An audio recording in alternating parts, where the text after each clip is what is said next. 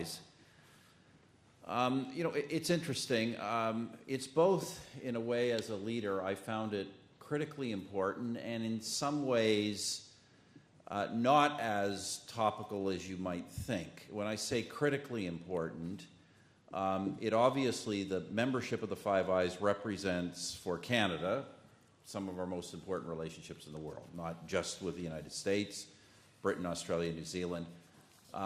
These are countries that sort of share, in my view, all of the critical elements of foreign policy: alignment on security matters, alignment on matters of prosperity and economics, and alignment on matters of values and democracy. But then with the Five Eyes, there's a fourth element, not critical, but exists, which is this kind of broader historical, cultural overlay and long history of cultural cooperation and obviously action in international affairs and global conflict through a long period of time. So obviously these are intimate relationships, and the security sharing, the sharing of security information, which is done, to be frank, principally through line agencies, but ultimately comes all the way up to the Prime Minister or the Chief Executive's office. This is obviously very critical. On the other hand, what's interesting about the Five Eyes is, say, unlike the G7 or any other number of other summits we do, Commonwealth for Canada, Francophonie, NATO, the Five Eyes as leaders never actually met at any time during my 10-year prime ministership. Obviously, I met individually with all of these leaders on multiple occasions, and sometimes with groups of them, and on more than one occasion, four of us, minus the U.S. president, met at Commonwealth and other summits. But it doesn't kind of have the same institutional breadth, in spite of the closeness of cooperation of some of the other relationships. So I say that's just interesting. In spite of all of these very intimate bilateral relationships, all of this intimate sharing of security information, which really is beyond a closeness you have with any other ally, there's actually no institutional manifestation of this at the leaders' level. Today, obviously we're going to talk about this. Today, I think I see that the topic is the importance of the Five Eyes in an era of global insecurity.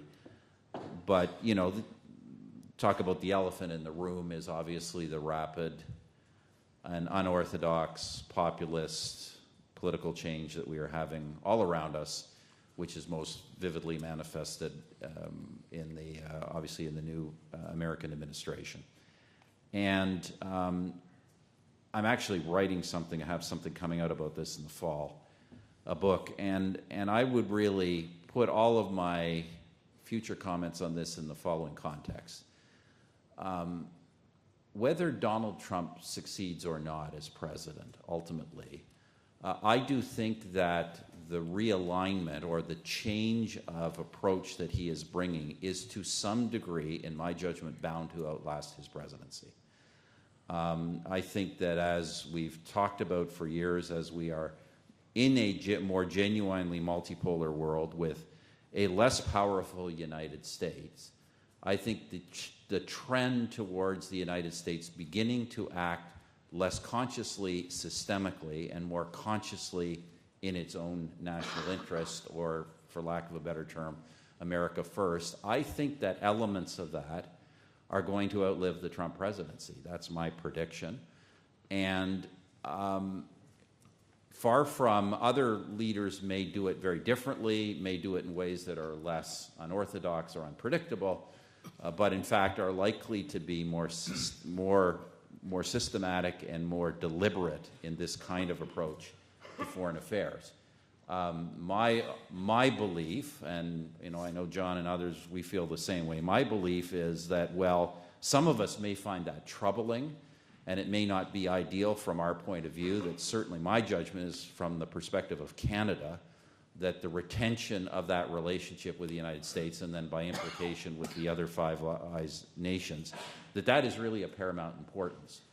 And we can decry some of these changes in U.S. approach, but to a significant degree, I think we should be asking ourselves how it is we can properly adapt to it to make it still valuable for us. Because, you know, the truth of the matter is, when it comes to security and the other things I mentioned, prosperity and value systems, there really is no alternative in the world for us but a strong partnership with the United States of America. So those would be my introductory remarks. Brilliant. I'd say some of the same things.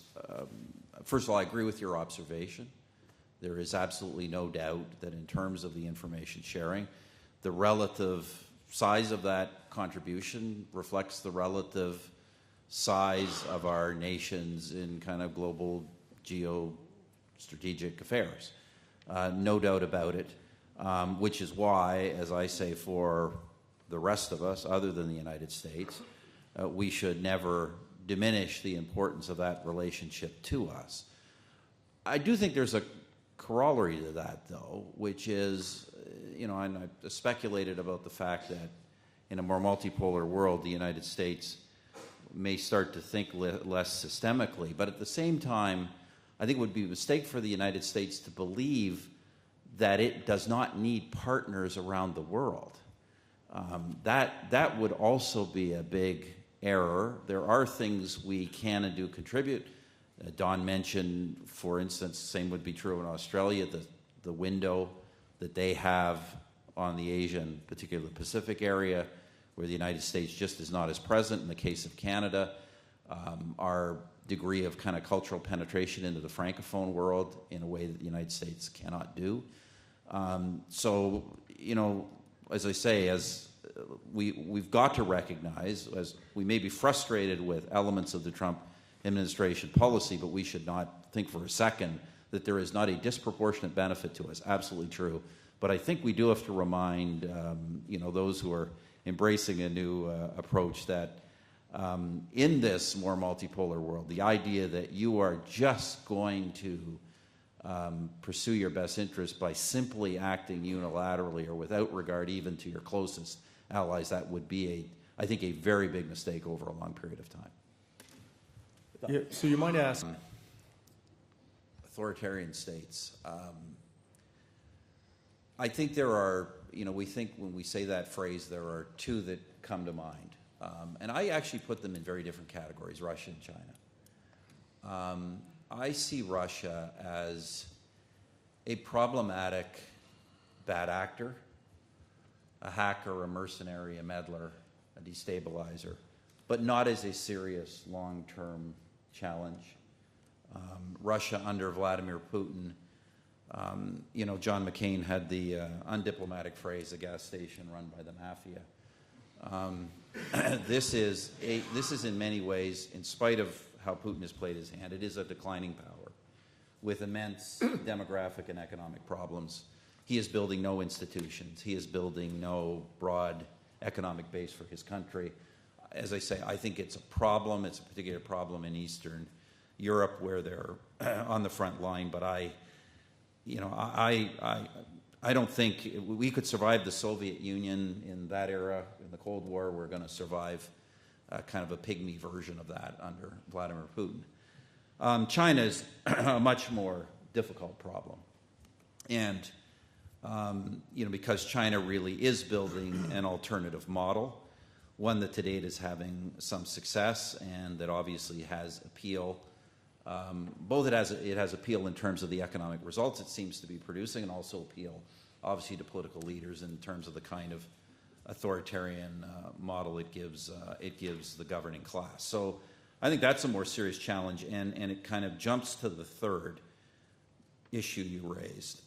I'll just skip over the second one quickly, but it jumps to the third issue, which really is cyber.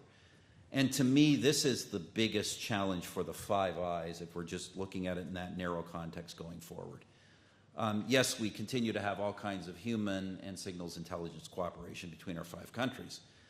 But the fact of the matter is some of the biggest security threats going forward are of a cyber nature. And we have far less cooperation than we really need to on that level, at least that we did when I was in government up to 3 years ago.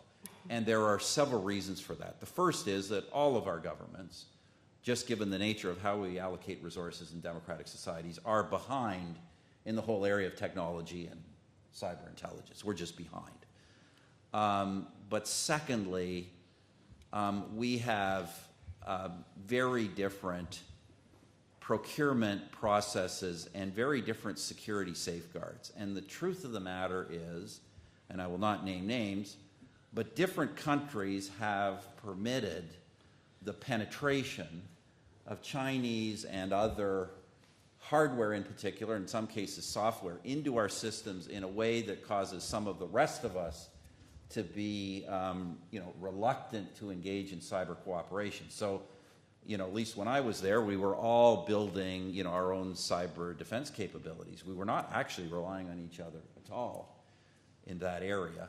And that, of course, then, to be blunt, is reinforced by bureaucratic impulse, which is always to kind of build your own thing anyway. So I think that's a real serious operational thing for the Five Eyes going forward. On terrorism, I'd say the same thing about terrorism I said about Putin, even more so. Terrorism is a terribly ugly thing that does threaten us every day, but the reality is that jihadi terrorism at its worst is not going to bring our societies down. It just isn't. It's going to continue to be a threat of periodic incident. I think our cooperation is very good on that. I think over time, certainly I can speak of Canada-U.S. cooperation, which is very intimate. I think over time, it's actually gotten better and more effective. So I worry less about it, although when I say I worry less, does not mean, as with Putin, we don't need to be vigilant on an ongoing basis. We obviously do. Thank you. Doug Luke. Collecting information is so important. I think one of the dangers today, we collect so much information. At the end of the day, you actually have to have people looking at the best of that information and deciding what to do with it. I think... Stephen. Maybe just as a last word, I just say this, something a little different, which is that as valuable and unique as the Five Eyes is, I mean, you can't really, as a national government in this day and age, do your job properly without intelligence and without, for a smaller country, without the intimate sharing of intelligence. And the Five Eyes, as Douglas said, is special. It is very different than any other intelligence relationship that we have with others. We need to never forget that for all of that, it is called the Five Eyes and not the 10 Eyes. We are all one-eyed kings, ultimately. And as good as the information we get often is, and it can vary in nature and quality, and some of it can be extremely reliable, it is still all, it's all a complicated world out there, and it's all subject to confirmation bias and mistakes in analysis. And so I would just sort of caution that as important as all of this is, it can never really become the sole basis on which we undertake our actions. It can only assist us in them. Thank you.